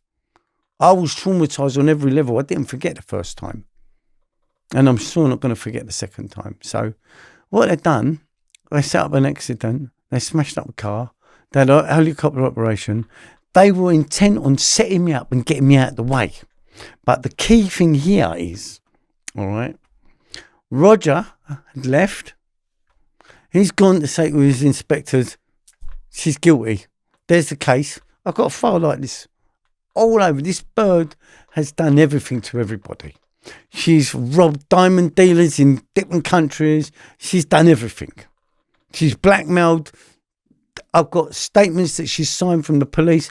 I spent a lot of money with private investigators to find out everything. She's a professional con artist trickster. And you look at her and you think, oh, but I want to melt in her mouth. She's the devil, man. This was a lot of trouble I went to. And Brookside Cemetery was the target. Anyway, so what happens? The paint's dry. Have you put enough lacquer on it? And I'm waiting for the police to come. Right? So, because they left me nothing to do. Where else can I go? I've marked my cards with my witnesses. Everyone thinks I'm fucking mad. I can't trust my brother. I can't trust my sisters because they're not having it. They don't know what's coming yet until they get the bill. And I mean, I'm telling them, and they just think I'm having relapses and repercussions of what I've just been through. So I'm on my own. I've got the video. I've got my witnesses coming in. You want to fucking play? Let's play. What's the worst going to do? Shoot me? At least I'll have it on film. Anyway. They don't turn up. I think I've got to go to London because I've got to go to Cyprus. I thought I'd just get this over and done with quickly. I make my way to London Zaf rings me up. Where are you? I said, yeah, I'm on my way. He said, but I haven't even told you where I am. I was like, yeah, go on, where are you? I take the chip out of the phone. I'm never going to meet him. They're not coming, or I'll put it, they're not coming. I go into London.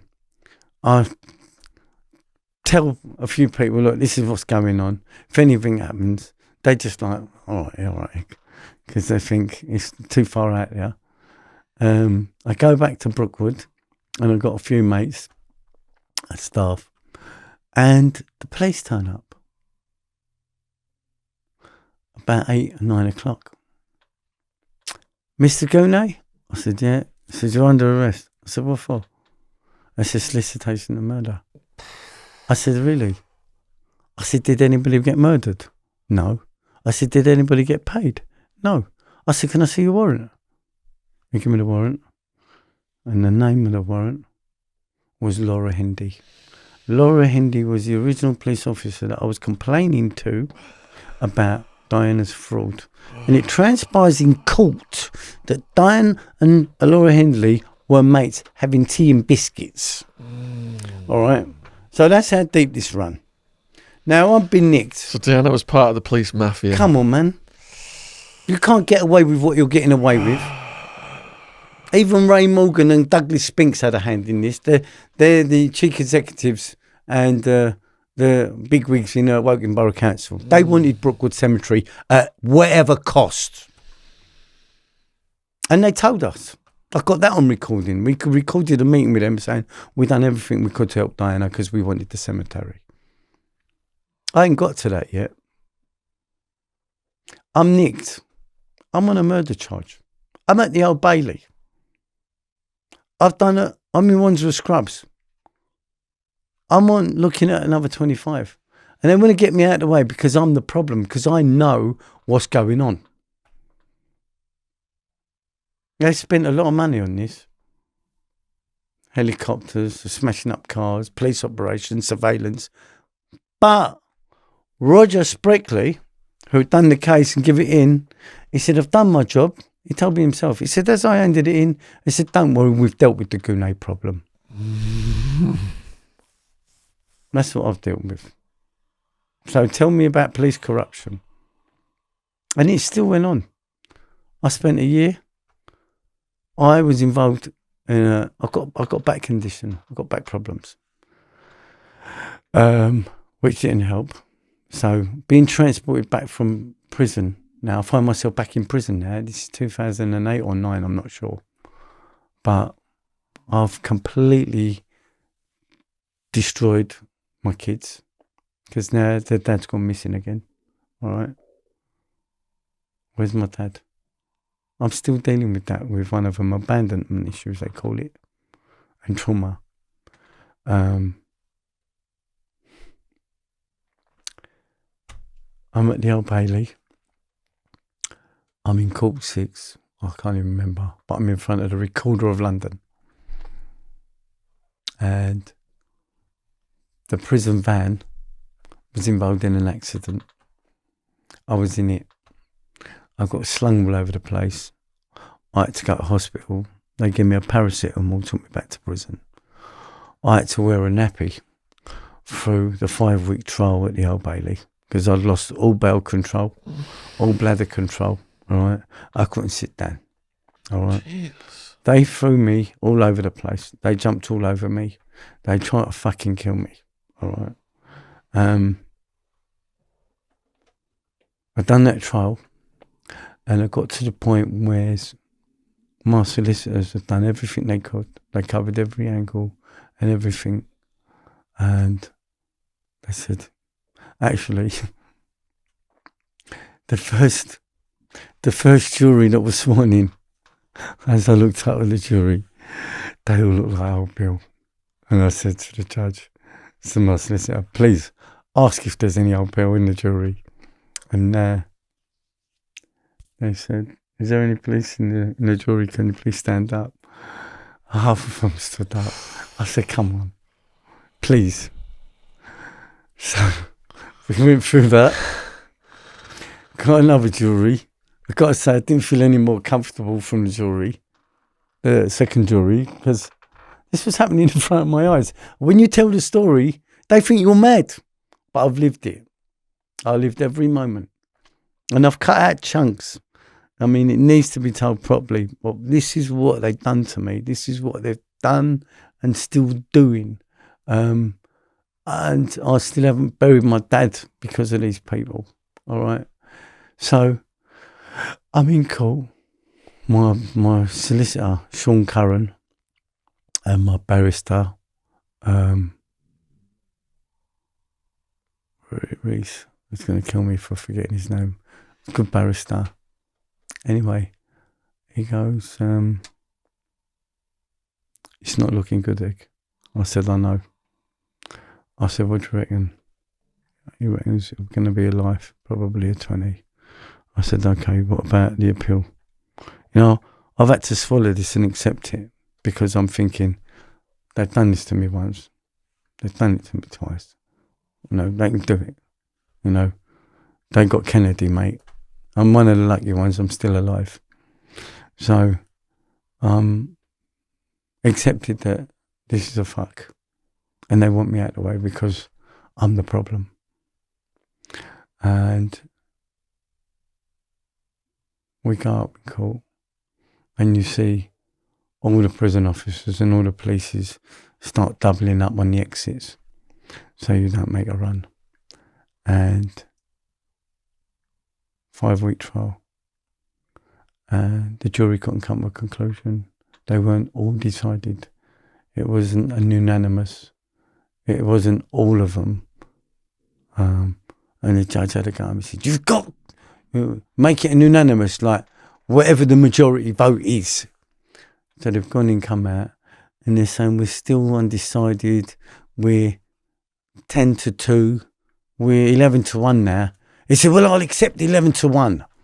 And I'm thinking, I'm looking at the jury and I'm like, man, I'm gone, man. They don't believe none of it.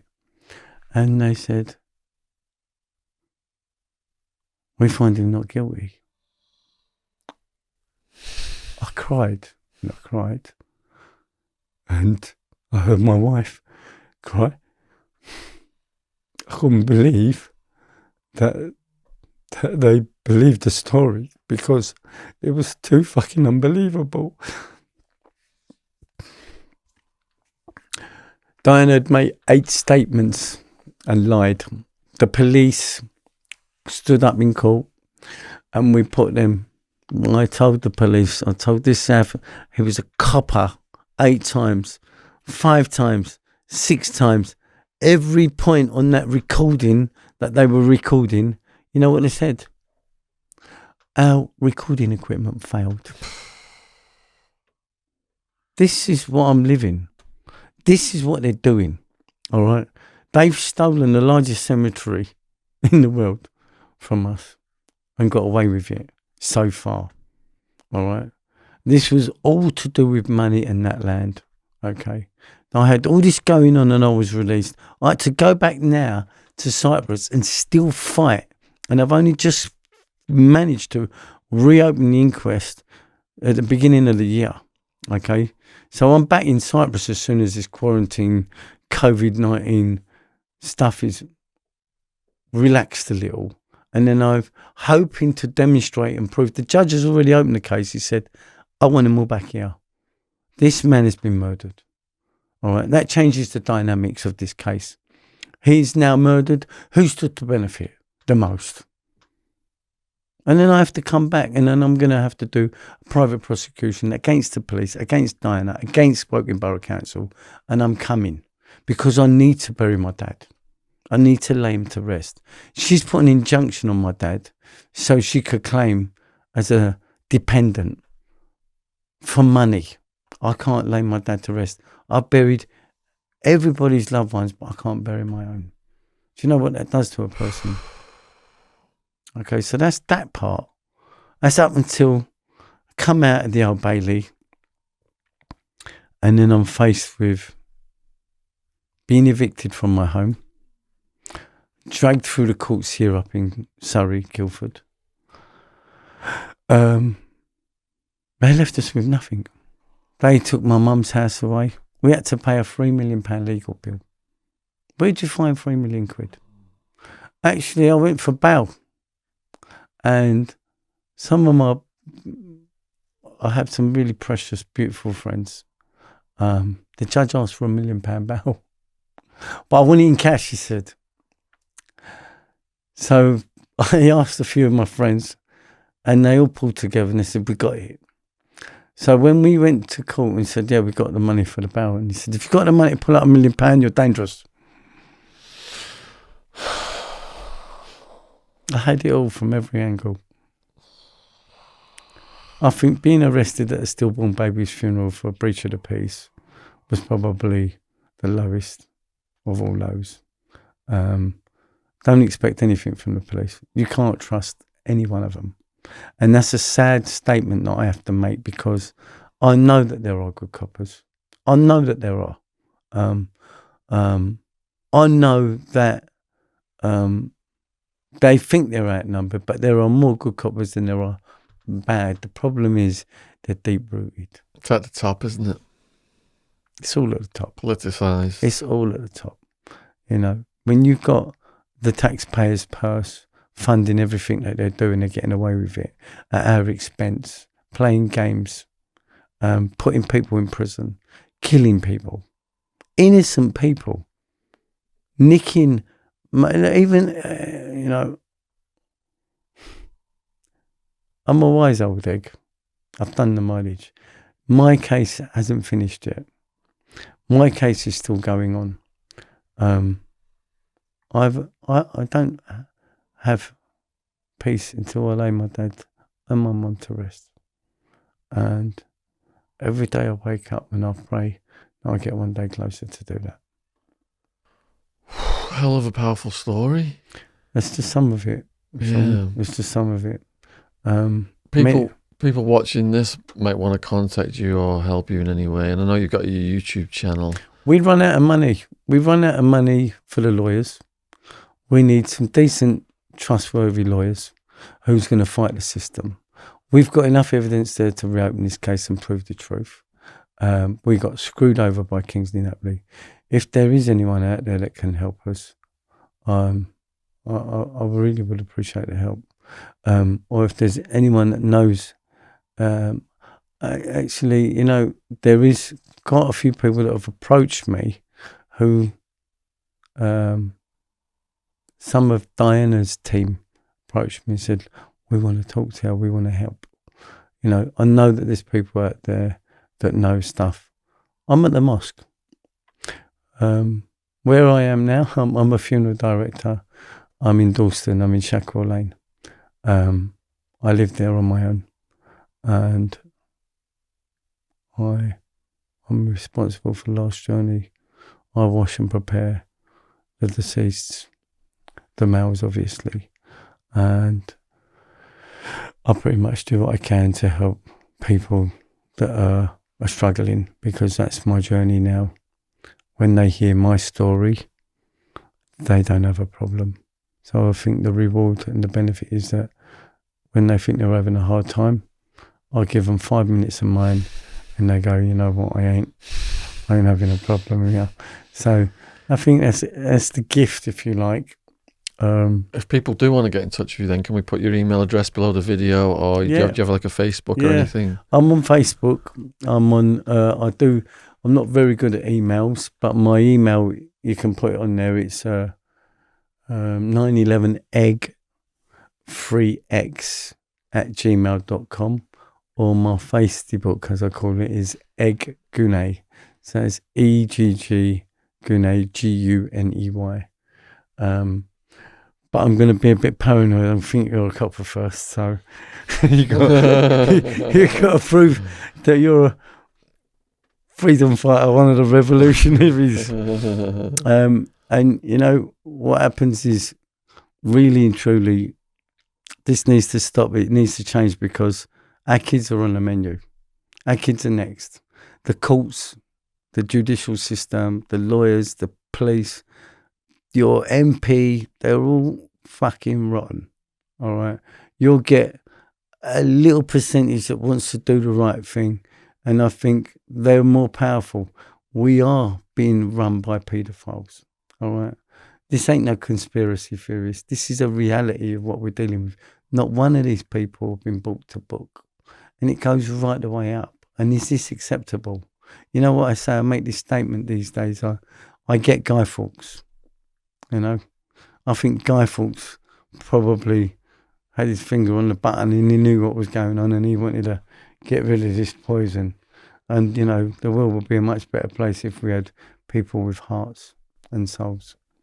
Protect the kids, begin the war on paedophiles, stop locking young people up for drug offences, it's ridiculous.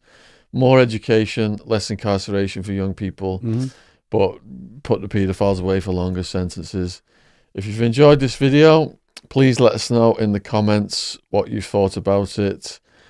Like I said, in the description box will be linked to contact Egg, to his YouTube channel and to his Facebook if you want to go down and click on those links and support him in his mission. If you want to get in touch, if you're in the legal community as well, you know, he really needs that help, like he said. Huge thank you to all people who've donated so we can do these videos in the production level with our cameraman, James, and our sound engineer, Joe. And those links in the description box as our links to all the other stuff that we're doing online and our socials. And huge thank you to all the new subscribers. Subscription logo is in the bottom right hand corner of the video. All right, give us a hug then, Egg. That was so Thank you powerful. Yeah, Thank you well so done, much. well done, man. Thank Yeah, you. I hope you get a really positive response. I'm sure you will.